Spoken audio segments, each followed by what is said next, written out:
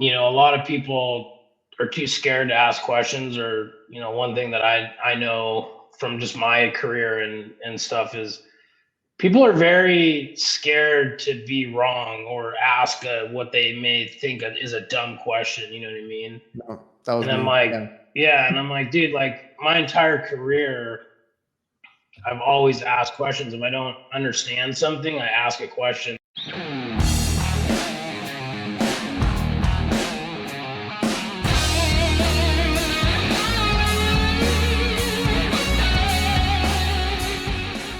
Hola, what's up, everybody? My name's Adrian Garcia. Welcome and welcome back to the Reliable HVACR podcast, brought to you by Jobber, my favorite CRM. If you guys need to get organized, better manage your business, Jobber is the perfect app for that. It's on your phone, it's on your tablet, it's on your computer, anywhere you have internet access, and you can invoice, quote, do your maintenance agreements, schedule jobs, get this customer hub where you can interact with your customers, send out reminders. It does so much for your business to help you free up your time at the end of the day. So if you guys want a free trial and discount, you can go to getjobber.com/reliable HVACR. Then we have Vito Pro Pack. I cannot tell you how many bags that I went through before finding out about this company with these high quality bags. If you guys want some good bags, some good tool bags, and really any bag you can think of, go to vitopropack.com. I've ever since I've gotten their bags, they've lasted forever. All of our guys at our company have switched over to them. We've gotten them tool bags, backpacks, you name it, because Vito has it. So ever since I switched over, my bags have lasted so much more. I love the variety and the different uses for these bags. I mean, you can get creative with it. So like I said, go check out vitopropack.com. Go look for a bag for yourself. Right now they're having a spring promo. It's basically buy one, get one free. So take advantage of that. You won't regret it. Now, if you guys are listening to this on audio podcast, Spotify, Apple Podcasts, wherever you listen to it, please leave a 5-star review. I would really appreciate that. If you're on YouTube, make sure you subscribe, like, and comment this video if you enjoyed it. And I hope you guys are enjoying the podcast. I really love doing this. Great way to meet and talk to a lot of these guys, get their stories out. And I appreciate you guys for tuning in and making this what it is. On tonight's episode, we have Jamie, also known as Northwest HVAC, over on Instagram. I know he was also building up his YouTube and TikTok, so I'll leave all of that in the description if you want to go check him out. He has some viral videos over on Instagram and really great content on installs, mini splits, piping, a lot of cool different and good work that he does. So in this episode, we talk about his jump into running his own business, doing his own thing, all that stuff. And very cool dude. I got to meet him at one of the AHR expos a couple years back. Always, looking out for people, helping out, part of that great online community, the HVAC community.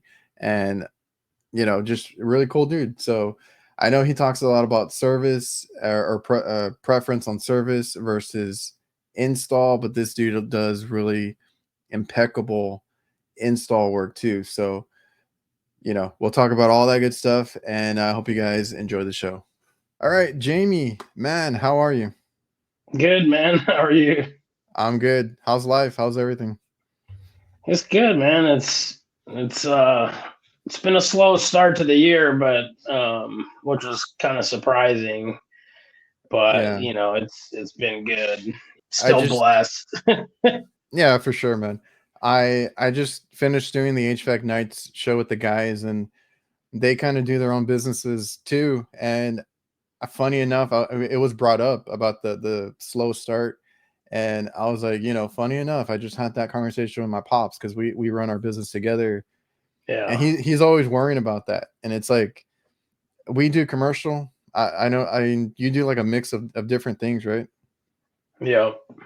Because we deal with commercial, and there's like budgets and bonuses that they have to worry about at these the management and restaurants and all that. So they tend to not call December, January. Then business picks up because right now it's picking back up for us. But like there's always those couple of months that you worry as a business owner. Yeah. Yeah. If it's going to be slow and stuff like that, right? Yeah, and it's completely different being on the business owner side of it. You know what I mean? Because like till the last 2 years, you work for somebody and you always have somebody feeding you work. You don't really have to worry about those slow times because like you're doing maintenances, you're catching up on maintenances, things like that. And I mean, all in all, everything's been pretty good. But like this is like technically my third year in business, and last year was good, really good, and I kind of expected, I guess, that Yeah. 2024 is going to start off better, but it's just been kind of slow. So it's been a little frustrating, and I'm just trying to, figure out ways to, I haven't really advertised, so I'm trying to figure out like the best ROI on like advertisements and, trying to just get more bids out and stuff, because like people are out there, but, I have noticed like a lot of people kind of trimming back a lot. You know what I mean? Like I was taking care of a Oh yeah. building for the last 2 years and I resubmitted the same quote. I only increased it like a couple $100 because we added a couple of ductless units and they're like, yeah, we can't commit to this amount anymore, so we can do like half. And I'm like, well, we can do like 2 trips a year, you know what I mean, instead of quarterly. So it's like I've noticed even like reoccurring customers are like kind of trimming back and stuff. So it's a little frightening, but I think it feels like it's kind of picking back up a little bit. So I feel Yeah. like we're, getting close to spring. So, Hey man, hopefully it, in that summer that everything picks up, but yeah. I think we make all of our money in the summer and then, yeah, just kind of fill out the rest of the year. yeah. Well, for us, we dealt with that a lot. The whole like cutbacks, like I said, the budgets and stuff like that, to where, because maintenance has always been a big thing for us, because we do hospitals and restaurants, right? So we can get them on a little maintenance. I don't like to do the whole contract thing. Like we don't do that, but it's like we do an agreement. We do them maybe twice a year, and then recently, the hospital that we've had them forever. Try to treat them good, right? We have a couple of customers that are like loyal, that have been with us since we started. We started in 2007, so like some of them have been around for a long time. And they, when we started, they wanted so much maintenance, right? So we were there like every couple weeks, every month, like it was crazy, especially at the hospital. And then, not too long ago, especially with all the COVID and everything, like everything just stopped. Like for them, they were doing what you said, like, we can't commit to this, we can't pay this anymore. There's budgets here and there, and whatever it was. And just recently, it started picking up where they want us doing like quarterly stuff. So like it's coming back. It's always going to be like a up and down type of deal sometimes, and you never know. We had to learn very early on not to put all our eggs in one basket, because we used to do like chains, like one chain with so many restaurants. We would like only cater to them, and then like they would drop us because a maintenance guy can do it cheaper, right? Or they get somebody Yeah. that does it cheaper, and then it's like, oh crap, we don't have any work. So like you said, you Yeah. just got to put yourself out there and get different things going. Yeah. It's tough. I think it's just the nature of probably most businesses. There's always going to be an up and a down. It's just being like a new business owner. It's like uncharted territory for myself, so it's uncomfortable. And Yeah, so, like, yeah, we were you're there. like Yeah, because you said 4 years, right? three. This is The fourth. technically the Oh, the third third year. year. Yeah, That's still brand new. And if you're yeah, I doing know, I if you were know. I doing feel like it. well, yeah, if you were doing well up until, or the first few years, I mean, that's really good, because we had a good or okay start. Got pretty deep with like different mistakes, losing money here and there, and then we got out of it. But I mean, it like like I said, you're still brand new, so a lot of this is new to you. Yeah, Coming from the technician side, I know that's a hard transition. yeah, dude. There's been a lot of days where I'm like, bro, like maybe you're not a good business owner. You know what I mean? And you know, because like I get down really hard on myself. So if I'm not busy working and getting work or taking steps forward in any, however big of the step is, you know, as long as you're making progress, like I feel okay. But there's like days where I'm like, you feel like you're doing everything right, but you just keep getting kicked in the teeth. You know what I mean? And like, and those are some tough days where I'm like, bro, like you should just go back to the union, you know. But like, I'm like, I don't want to do that. That's not like in my heart. That's not what I want to do. You know what I mean? No, and I mean, I've had it good because my dad started this business, and it wasn't HVAC. He does something else. He does the cooking equipment and stuff like that. So, you know, that's how he started. And I used to work at a grocery store before this, so like I've had it good because this was my foot in the door for the trades, and I can't go to working for somebody even if we struggle. And my dad's like, I don't know, you're gonna have to look for a job or this and that, because we've been pretty low Yeah. with us, because like we hired too many people at one time, and the money wasn't coming in and stuff like that. And I'm like, man, but I don't want to leave this side of it either. It's tough, but like I get to do my own schedule, to do my own thing, pick my own work, you know, stuff like that. So I'll never leave it. It's just it's a little bit of a, you know, it gives you stress, gives you headaches, late nights, you know, all Did that it, stuff. it would be, I think it'd be really tough to go back to work for somebody else. Like I told myself when I started this thing, like I would absolutely have to fail completely where I couldn't pay Yeah. my bills, you know, to do it. But like, you know, I'm almost there's sometimes where I'm like, is it worth, you know, it's a totally different kind of stress, right? But like you just said, like one of the huge benefits is like, you know, choosing your work, making your own schedule.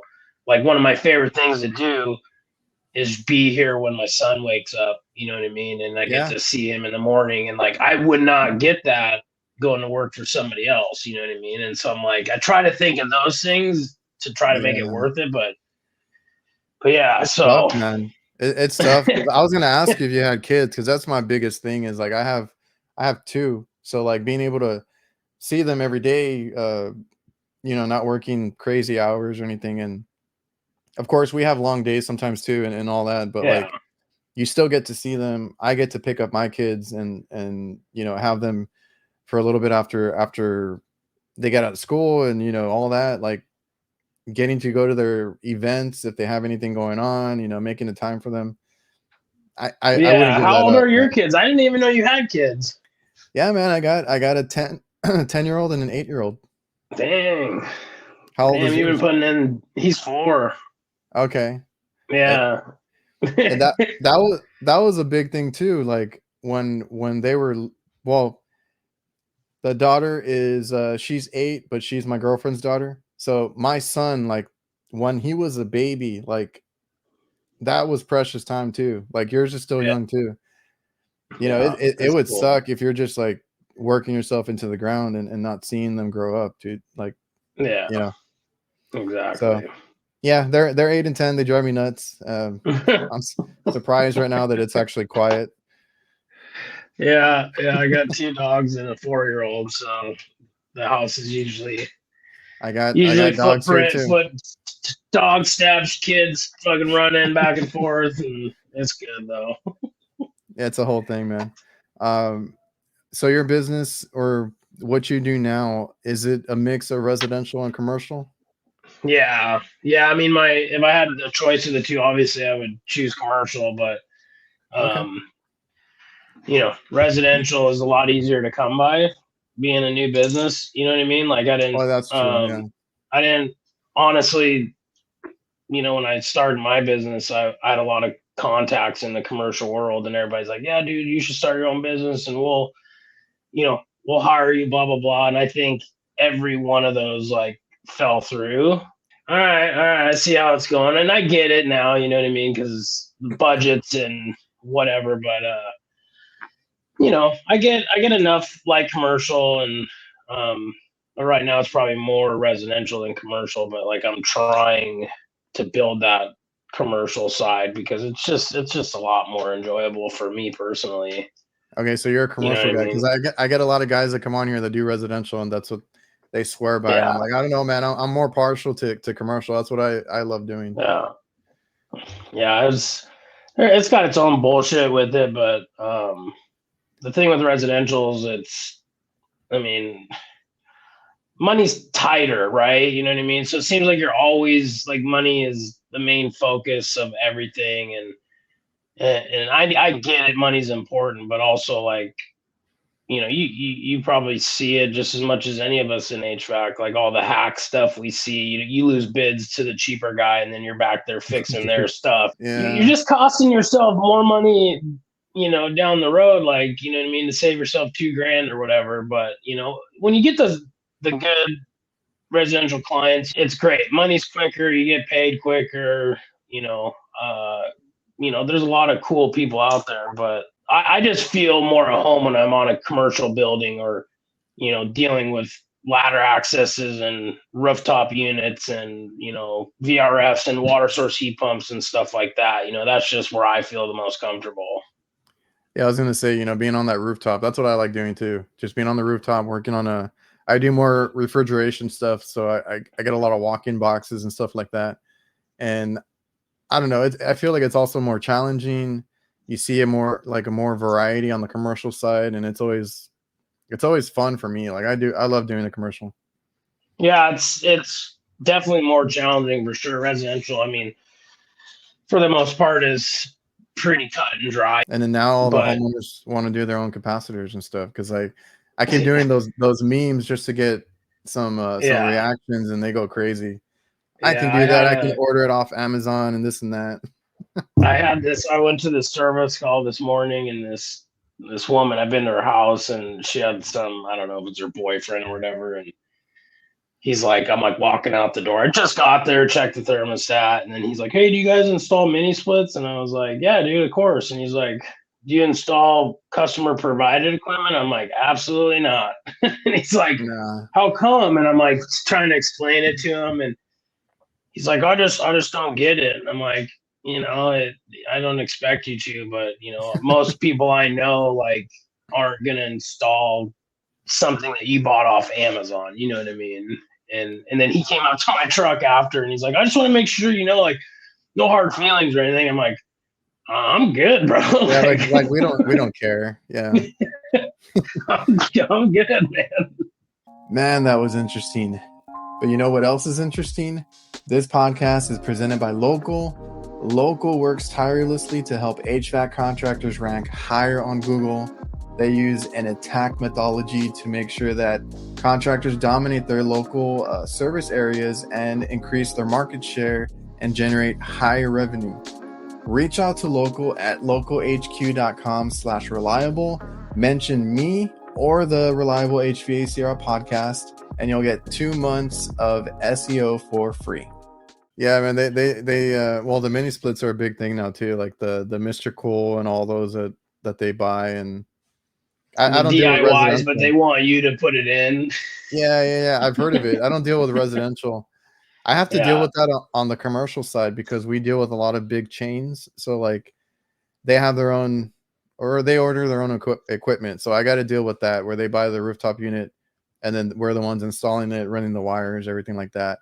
And I didn't like it at first, but my dad was like, well, we're a small business. We're only 4 guys, so like it's me, my dad, my brother, and my uncle.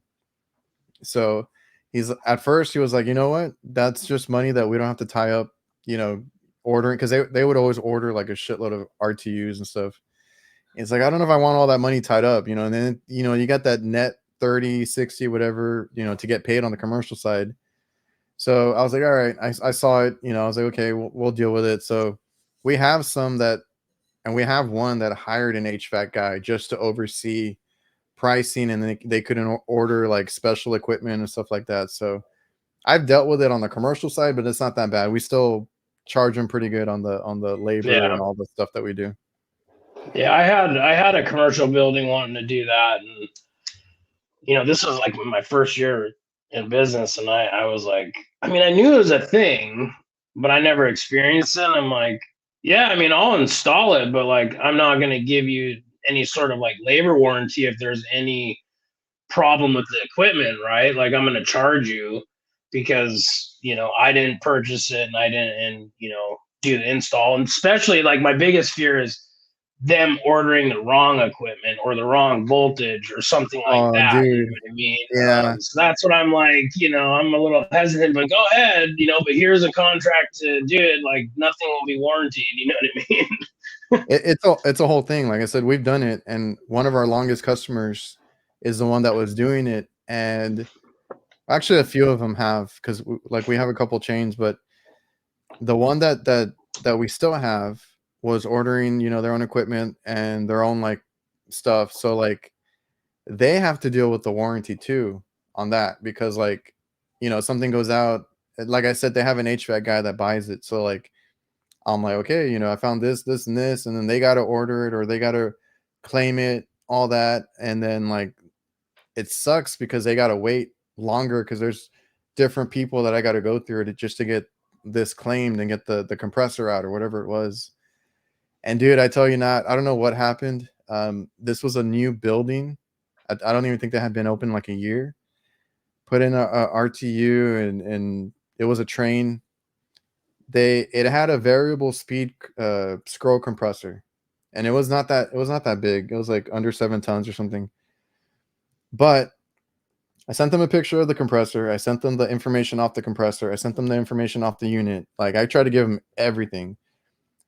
And this is a 208 system, right? 3-phase standard stuff that I see.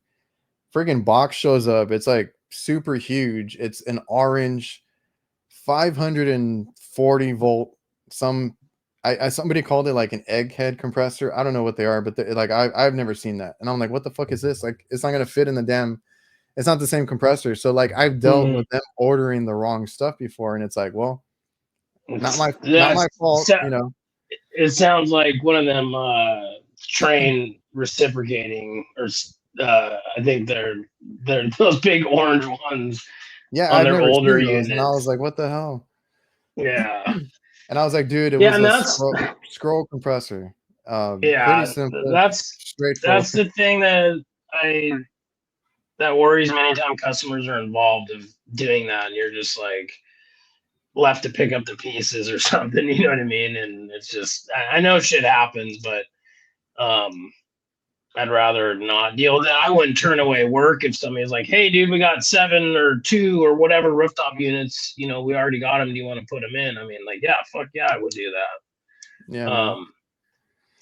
But in the no, beginning, it's I was because like, we like I said, long time customers, so we deal with their crap. But like, yeah, the issue we had at the beginning was like trying to give them a break or freebies and stuff like that. That's where we screwed up at the beginning. And I always tell people now, like, do not give anything away, charge for everything. We still charge for the time that we go out, even if they like that, if they ordered the wrong part. All right, I was here for an hour, billing you for that. And then when it comes in, I'll go back and bill you for the time for that. Cause like they always want, and I'm sure you see it too. They always want like, oh, come on, cut us some slack or, this or that. And I'm like, you can't do that. You'll go out of business like that. yeah, exactly. You get that a lot where people want stuff for discounts and stuff. And I think probably anybody that starts a business runs into it, and they probably learn some quicker than others. But I learned pretty quickly, like, those are the jobs that where you like do people favors or discounts that bite you in the butt, right? And I'm like, those end up being the worst ones. Yeah. Yeah, I'm like, I'm not doing that anymore. I don't mind giving you military discount or something like that if Okay. they Yeah. bring it up, little things like that. Or there's just a lot of scenarios where if I go to a call and it's close to my house and it was like something very simple, like I'm probably not going to charge them like my full diagnostic charge, right? Because it's like in and out. I mean, it's not a big deal, but most of the time Yeah. it's like you just got to stick to your guns and Yeah. send the bill. Every now and then, like if you want to be nice or do something, and then like maybe that helps you later because then they call you back for something, like, yeah, that's cool. But like if the ones that are asking you over and over like for stuff and you give in all the time, like that's where you get screwed. Like, I don't know, we dealt with that a lot too. Yeah. So like your company, do you have anybody that helps you out, or is it just you? I think I saw your wife was Uh, helping you too. yeah, my wife was working for a little bit when we were busy enough to Okay. afford to pay her. But I have a buddy who's been in business for 25 years, Mark, and we kind of use each other as subs. He's a small shop. He's been around for 25 years. Um, and it's funny because he was following me on Instagram before I started my business. And once I started my business, he reached out to me and he's like, "Hey man, I've been following you for a while, blah blah blah." And then he had me come help him, and he's Oh, really good at sheet metal and install and stuff. So like anytime I have like a 2-man job, we just basically, hey, can you help me on this job? And we just kind of sub each other. For the most part, I want to get to a point where I can hire a guy. And like last summer, I was like, I hired 2 yeah. temps for that VRF job, and my wife was helping. And then, up till like December, I was slammed, and I'm like, how am I going to afford to get another vehicle, tool it up to have somebody? I would like somebody to do the installs, right? I just want to handle the service and like the business side of things as of right now, and have like a guy that can go out and install. Um, Yeah. but I'm like, how do I afford that? And then by the time I figure it out, bro, like the work, I didn't have enough work, to keep these people. So that's another Yeah. stress is like when you hire people, I'm like, then I'm gonna be up all night trying to figure Dude, out how I'm gonna, get dude, we've work been to there. pay them. Yeah, we've been there. We had an issue with payroll at one point where it's just, and that's the issue. I had somebody else on that we talked about it. He made a good point. He's like that he would only assess his company, like if there was a need, for helpers, he would assess it during the slow season, not the busy season, right? Because like busy season, you feel like you need like a whole bunch of help, Yeah, and you have so many calls to run, and yeah. then the slow season comes, and you're like, well, I don't need them anymore, right? So like we had that issue where we didn't need them. We had to tell them, start looking for other work because we can't afford you in these months, right? Like winter, start of the year, stuff like that. And it's hard, man. So you're a one man show then. Yeah, pretty much, yeah. But that's pretty smart though, dude. That's a good little ticket is, base it on your slow times because Yeah, when like he you told me said, when that, I'm you're like, busy, you're like, I could hire 10 guys right now when you're slammed. like, I know, like I feel like I had it somewhat figured out, and then he said that, I'm like, oh shit, that makes way more sense, yeah, if you yeah. put it that So way. I'm trying hella hard now to like get people on maintenance agreements for like this slow time because I know in my career, everybody I work for, like you're you're always backed up on maintenances because of service. And Oh then yeah, when it's slow, then you got all these maintenances you catch up on. Or you go do an early maintenance because you're slow. People are like, hey, it's like a month early, but we got an opening. They're like, yeah, come out. So, it's just like part of starting a business. Like there's so many roads to make a complete business, and you don't really know about them until you get in the business, right? Like I thought oh I yeah. knew enough, but like every week it's like new. You're like, oh shit, I didn't know that or whatever. I didn't think of that. So just trying to, get more maintenance agreements and, do some Yeah, man. advertising and stuff. Yeah, because like the group, the HVAC nights, I have Curtis on there, and he's a one man show. He does his own stuff. He just subs out when he has like installs or change outs to do, and he hates maintenance. I'm like, dude, but I don't know where the area that he's in. He gets a lot of no cool calls, and right now he said it was like slow for a little bit, and then it picked up. But I think he's in Georgia, but like that's what we do too. Like our maintenance is what keeps me. Like I just got done doing 20 something ice machines, drove me nuts, but it was steady income, right? Big account. And then I had an alert come through that I have. It's a chain that has like 18 stores, and their AC maintenance is up too now. So I'm like, oh crap. I hate it, but it's steady income. It's guaranteed money, and that's what keeps us busy, and Do you that's a guys big part of build? it. do you guys bill for your maintenance agreements? Do you bill quarterly, or do you bill like, pay me it's 3,000 for the year and then you get it all up front?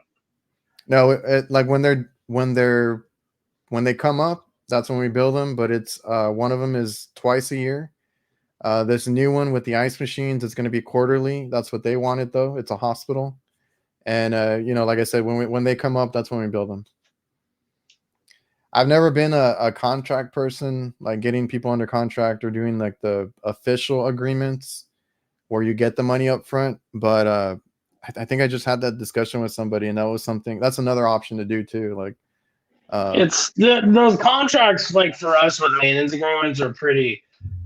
I mean, I think it's more of just like a peace of mind, because those yeah, guys could literally cancel that, like, unless you have some clause that says like, some of them you do. you Yeah, gotta give us a written notice within 30 days or whatever the case, but most of them are. I mean, I remember just my experience. Like, I don't have one. Like, I don't have any clause. Somebody, they pay me up front for the year.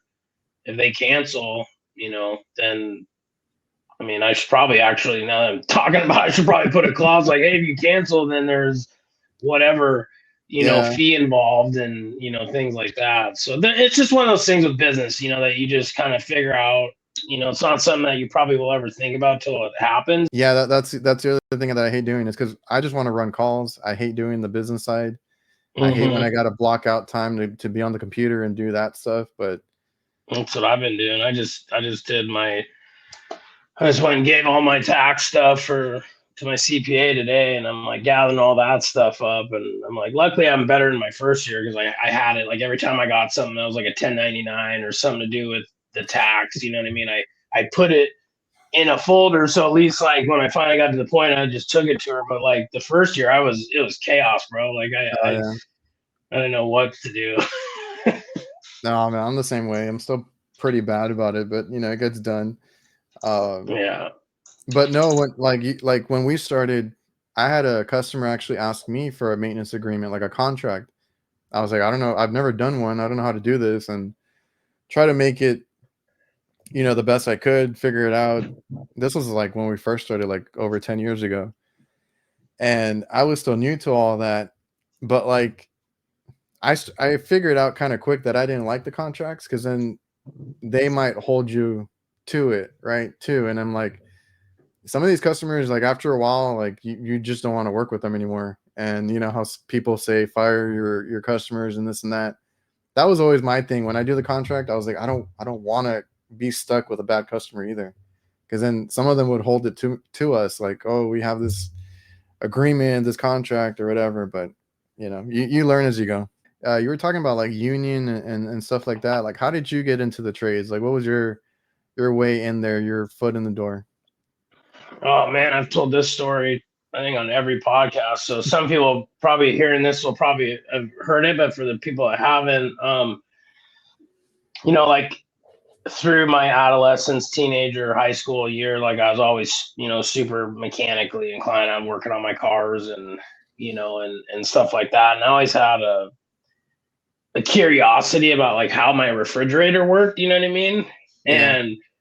And I was in my senior year in high school, and I was doing AutoCAD drafting, and I was like really good at it. And the recruiter from UTI, Universal Technical Institute, they they had a program in Phoenix, California, Chicago, and Florida, or something like that. But they came, and they came to recruit me for AutoCAD. And then the guy, I don't know if he just saw something in me. He's probably like, this guy's not a computer. This guy's not a guy that's going to sit on a computer for 8 hours a day. He's like, he goes, do you see yourself sitting on a computer all day long? And I'm like, no, I'm young. I'm like, I didn't think that far ahead. You know what I mean? Oh And yeah. I'm like, no, that sounds horrible. He's like, well, what do you think about refrigeration, HVAC? And I was like, oh, dude, I've always been interested in. He's like, well, do you want to do the HVAC R program at this school instead of AutoCAD? I'm like, yeah, let's do it. So I went down to Phoenix, got my associate's degree from UTI, and then got, got that done, got hired out of school, and then started in like this company back here in Washington. They were like, residential light commercial, and they did a lot of refrigeration too. So, I worked on ice machines and beer coolers and all that shit, in the beginning, and and that's how I got started in it. So then you, how long was your schooling there? It was a year. It was 2 years crammed into 1 year. Okay. You went like full time. I think it was like 8 or 10 hours a day, like straight. Oh damn. And they just get you in and out. What was it But like? It was a good program though, man. Yeah, I was gonna ask you, was it a good program? Like, did you get a lot out of it, like hands-on stuff like that? Yeah, it was really good. It was a lot of hands on, and I thought it was a great school. I'm not even sure. I know the school still exists, but I don't even know if they have the HVAC program anymore. I know they do. It's big on like marine and like kind of gearhead, car stuff. Yeah. They might have that program still in other locations, but I'm pretty sure they stopped it at that Phoenix location. So then, like you said, growing up, you were into like mechanically inclined. So you worked on cars and stuff like that. Yeah, just like my buddies were gearheads, and I work on my car and build little stupid shit, like a fucking a subwoofer box for my car, when I was in high school, and doing all that, and it's always worked with my hands, you know what I mean? Oh, that's cool, man. Because some don't. Like I was more into sports. I wasn't. I don't know. I wasn't that good mechanically. So when I got into the trades, with my dad, that was kind of the first go at that. But after that, I started getting into like, oh, I want to work on my car. I want to do this, and I've done so much work to, a few of my cars. I even have which I've been really bad about, but I have a 1963 Pontiac that I've been trying to fix up. Like, it runs pretty good, but every time I get it going, like something else happens to it. So it's a fun little project car, and I've gone into it more because of getting into the trades. I want to do more things, fix more shit. Yeah, it's fun, man, and especially with HVAC, because it's like you really have a lot of different trades rolled in to HVAC. You know what I mean? Like, we do electrical and plumbing and refrigeration and comfort and cooling, and I mean indoor air quality. It's just like there's so many avenues. So like, I mean, if you like working with your hands and stuff, I mean, there's you could do 10 different things in HVAC and be like, I hate this, I don't like this, and you might like doing controls, you know what I mean, or you might like doing refrigeration or whatever, kitchen equipment. Oh yeah, I was gonna say you could even be a salesman or whatever you're good at, right? Parts guy, something. Whatever. Sheet metal. So do you like everything that you do, like all those different like aspects of your job that you were talking about? Like no, you don't.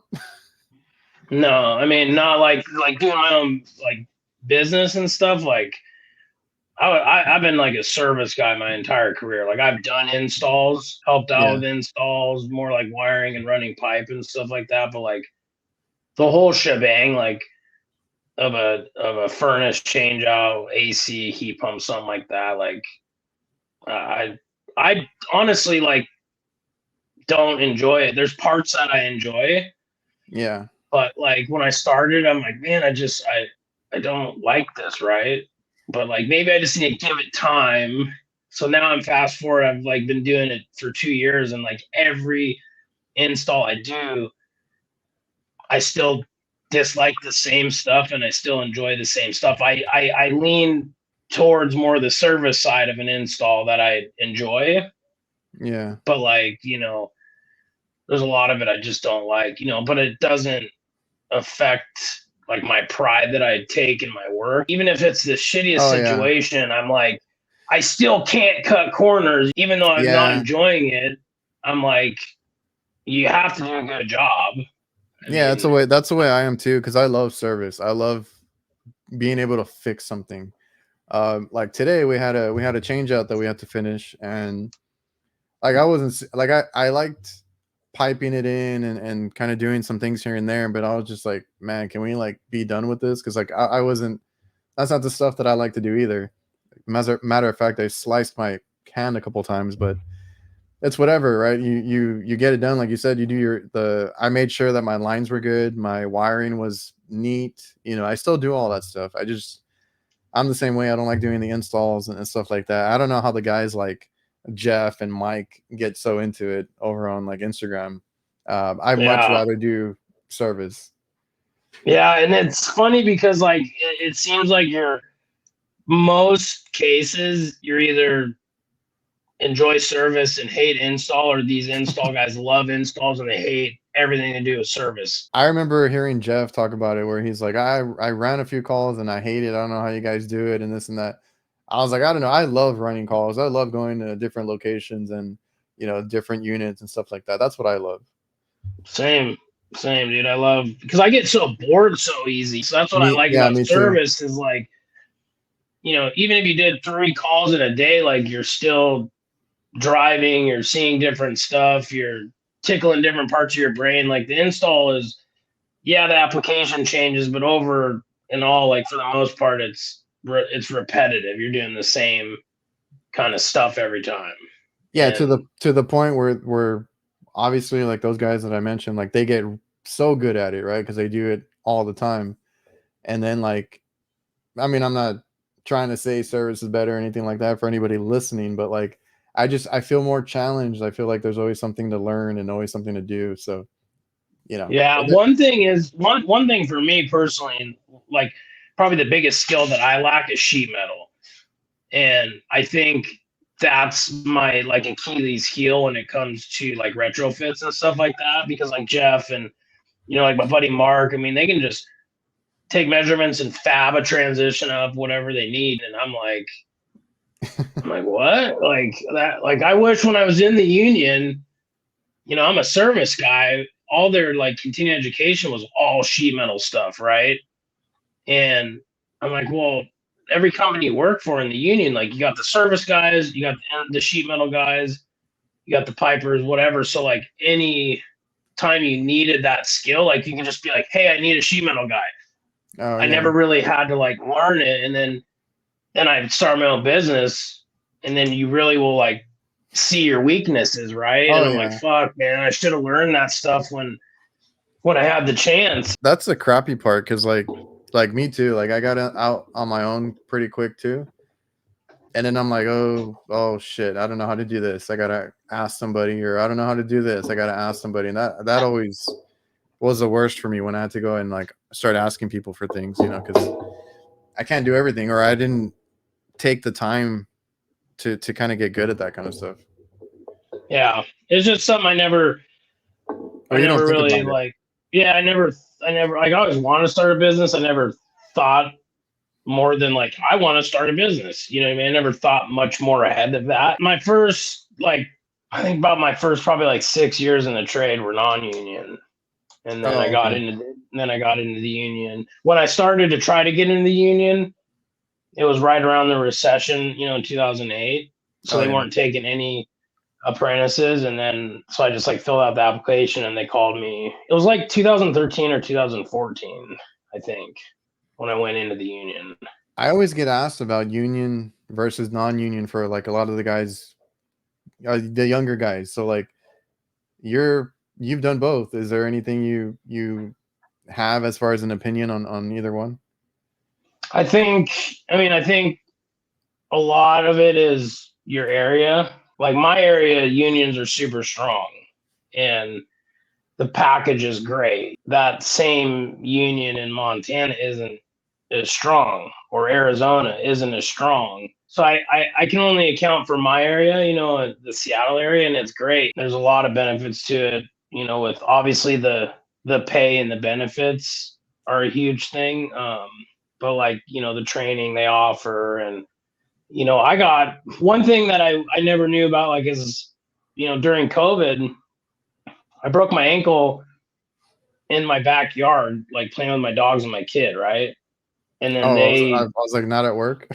no, not at work. And they had some program that paid me temporary disability while I was out of Oh, work for like 2 months. It was about as much or maybe a little more than unemployment would have paid. So it was enough to pay the bills, things like that. And it's nice to have protection. Like I had an issue with an old employer of mine that I won't get into it, but like, the last thing I wanted to do is get a business rep from the union involved, but like you have that protection, right? Like the union's there to protect you from the employer, really, when it comes down to it.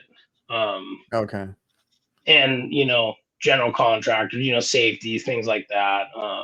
But there's a lot of stuff, they're good. You feel like when I was in the union, I felt protected, right? No, it's just because I get asked a lot about that, and I'm like, I've never dealt with that, so I just wanted to ask you really quick on that. Well, and I wanted to, when I started my company, like I planned on being a union contractor, but like I didn't realize like it's not set up for small shops. I'll tell you that. It is Oh, so expensive to be a union contractor. Like just for myself would be like, I mean, it changes because their CBA is ending this June. So they're probably in negotiations right now for, a 3 or 6 year contract. So the wages is going to change, but as of right now, just for me, you're technically an owner member. So you're paying for all your hours up front. And it's like almost $7,000 a month just for myself. damn. And I'm like, Yeah. how can I can't commit. That's like 3 of my house payments. Like I'm a new business, you know what I mean? And maybe one day I'll get big enough to where, I'll be able to do it, but right now it ain't in the cards. So I got to see you in person at the AHR Expo. I can't remember which one. I think it was Vegas. Was it That's when you went. Vegas? Yeah. I've been to Atlanta, Florida, and Vegas. Okay. It was Vegas or Atlanta. I went to the last two before this year. This was my third year going. So you have blown up quite a bit on Instagram too, man. Like, when did you start, or how did you start posting on like HVAC content? Because like that wasn't a big thing, a few years ago either. Yeah. I started, I think probably like around 2016 ish, I want to say. Oh I yeah, okay. just was like, I had an Instagram that I just posted random dumb shit, you know what I mean? And then I just, something clicked one day. I was like, I'm just going to change this into an HVAC page and, just post my work because I was like super passionate about it. I'm like, there's got to be other people that are passionate about it, right? And then Was there a big group back then, or not much? no, dude, it was like Flynn. I think Flynn, me and him met. Like I won his giveaway. I think I won his 1K giveaway or like a 2K giveaway. So Oh, like okay. back then, there wasn't much, man. Like, it was like HVAC reefer guy and Mike Flynn and Yeah. that's when I met like Lance at Solderweld and stuff. And I mean, it was pretty bare, you know what I mean? And then it's really blown up in the last, I'd say 4 or 5 years. I don't remember what you were at a year ago, and then like I recently looked at it. I'm like, holy shit! Like it's doing pretty well, and you're just like you said, you're just posting, the stuff that you do, the work and all that, and that's the cool part. The people enjoying, the work that you do. But that's really how you grow it. It's just like you've been doing really good. It seems like over the last year, just like posting a lot, you know what I It's mean? so And hard. it's It's yeah, so and like hard. that's the thing. It takes a lot of effort, to post on a daily basis. Like when I started it, and then I started talking to people and following everybody, like I don't see that here locally, like the supporting each other. It's always like competition here. So it was cool to see other guys that took pride in their work, did all this cool stuff, and then helped each other basically. So that's what I liked about it when I started mine, and it's doing pretty Yeah, well. it's great. I mean, it's the community is great. Just the trades in general, like with the Instagram thing. I remember when I started the Instagram, I would still kind of post on Facebook too, but like Facebook is harsh, man. Like, Yeah. like it's a different ball game than Instagram. Instagram's like way more supportive, and like Facebook is just like mean, dude. I found that TikTok is very similar to Facebook too. Yeah, It's hard. yeah. So it's cool though, but like it's you get to meet a lot of cool people, like from manufacturers and tool companies and other tradesmen and stuff. Like I never, when I started mine, I never would imagine doing shit like the HVAC tactical awards and all that kind of Yeah. stuff. Like it's pretty sweet, like what Yeah. Ben's doing and stuff, and he's bringing a lot of awareness to how cool the trades are. It's crazy because a lot of people have that on their radar now, like the Yeah, awards show and the group that's there and all that, and to a point where he has like a lot of companies that want their tickets too, and they want to be in that room and experience it because it's a really cool thing. I'm older too, so I'm like kind of getting to Yeah. that phase where I'm like, Yeah, it's still fun. yeah, because I did mine like recently where I was trying to post like a lot, right? Because trying to build it up, it's a lot of work. I always tell people like I don't know, you don't realize the time that it takes to put in all this stuff, because like sometimes at work I just want to do work. I just want to get my stuff done. That's why I don't record a lot of like my change outs or installs or anything like that. Like I just want to get the work done, make sure I do it right, stuff like that. But I do get messages sometimes, and I don't know if you do too. I'm sure you do, like of somebody that watches your content and they enjoy it, or it helped them here, or you make a friend or anything like that. Like you said, you had a buddy that you work with that was from Instagram, right? Like Yeah, stuff like that is really cool. And yeah, that's the stuff that I like. When you get yeah, stuff like that, like the real people that you really helped, or they enjoy like a little message, like, "Hey, man, I like watching your content. Keep it up." It's just little things like that I like the most. Out of it. it's like another job, man. It gets to you It sometimes. totally is. And then like, because then you get all this content, and then like, I mean, your YouTube channel and some other guys that do these YouTubes, like I tried to do when I did the GoPro, like I tried to edit and stuff, and man, it would just take so much time. And I'm like, I got other stuff I want to put my time. I'd rather put my time into like Oh training yeah, or like reading books. You know what I mean? yeah, And because I just had somebody where we were talking about that because he does TikTok, and I was like, it's because the big thing is we don't get paid for that stuff. So like that's on our own time, uh, our own money, basically. So yeah. it's different. It's hard, Well, and man. like I noticed, and I'm sure other people have noticed too, is like I put a lot of time into some videos where you're like, dude, this thing's gonna kill it. You know what I Oh mean? man. And then like it don't even pop off at all, and then you just record something real quick, slap something together. You know what I mean? And then you're like, that one gets Yeah, I was a actually gonna thousand likes or something, and you're I like, was actually gonna ask you, the one that popped off for you was that label with the marker, right? yeah, That was like yeah. super simple, like little tip, and that's what blew up. Yeah, yeah, it's crazy, you know what I mean? Now it's funny. I've seen a lot of people post videos like that now too, and I'm like, I don't want to say I started because I'm definitely not the first guy, but like, me. I'll admit I did it once, but I'm like, I'm doing this because Jamie did it. I was like, I'm trying it out. I just wanted to make sure that I wasn't like copying, but I was like, I wanted to do it because I saw Jamie do it. But Yeah, yeah, yeah, I have noticed there's people that try to replicate some viral videos like that. yeah. It's all good, dude. It's to help people, you know what I mean? But There's a lot of ways to do it, but it's to your point. Like I've done that too, where I'm like, this video is gonna do so good. I put a lot of editing into it, time into it, and then it flops, right? And then like the one like that we're talking about is where you can't read the label, you use a Sharpie and kind of rub it out, and you can see it, right? You did that really quick, and it's like millions of views, right? I don't even know. You don't even know that you what you got. Uh, No. No, because I think I originally posted it on TikTok. I think Oh, maybe Instagram. I don't know. I easily go and look, but I know. I mean, last time I even saw it, I know I had quite a few, but I haven't checked it in a while. If it's got millions, then that'd be crazy.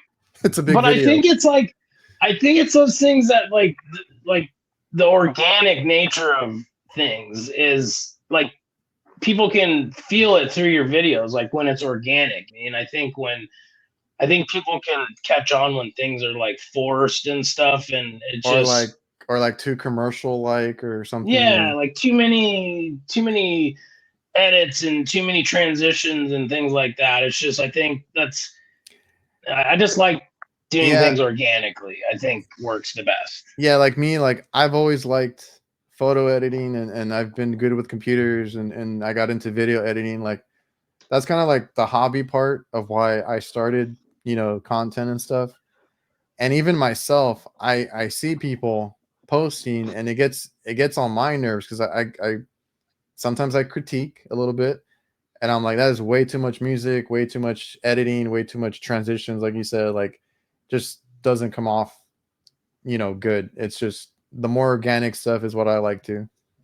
And I think I judge too, bro. Like I think one of my biggest pet peeves is when somebody has music when they're talking and like they don't turn the music volume like Oh down yeah, that enough, gets to like me all the where time. like I'm like, bro, like I can't even hear you. I remember I posted it one of my few YouTube videos I posted.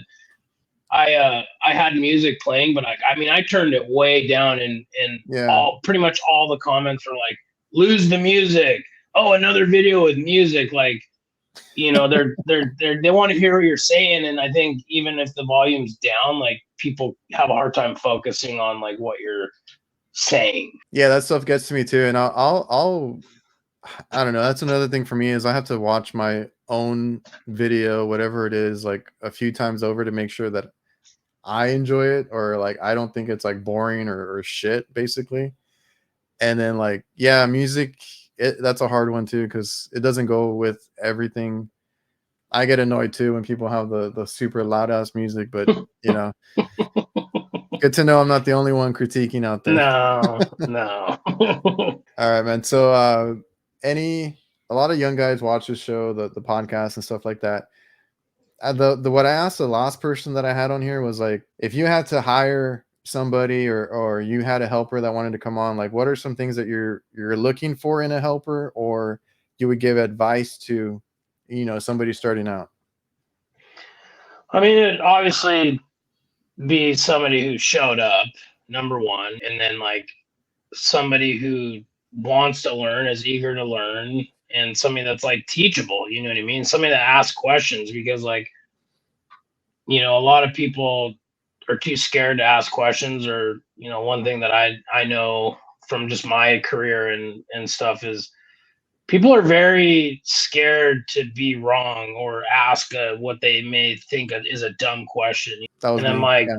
yeah, and I'm like, dude, like my entire career, I've always asked questions. If I don't understand something, I ask a question like, why is this that, or why is it doing that? Or, if it's something like a call I go to and I don't, like I figure it out, like I get something fixed, but like I don't quite understand it. Like, I mean, I'll go home, I'll be searching on the internet, for manuals and things and to try to understand, things. But, definitely for the young people, just show up and work hard and ask questions. And, because it's hard to find these days, man. A lot of people want to be paid big Oh yeah. bucks for not knowing anything. And, I get asked that question a it's, lot, like, what is the starting pay, or how do I get more when I start? And I'm like, you gotta get into it first, and then work your way up, and get the knowledge and experience. Like, nobody makes high pay when they start.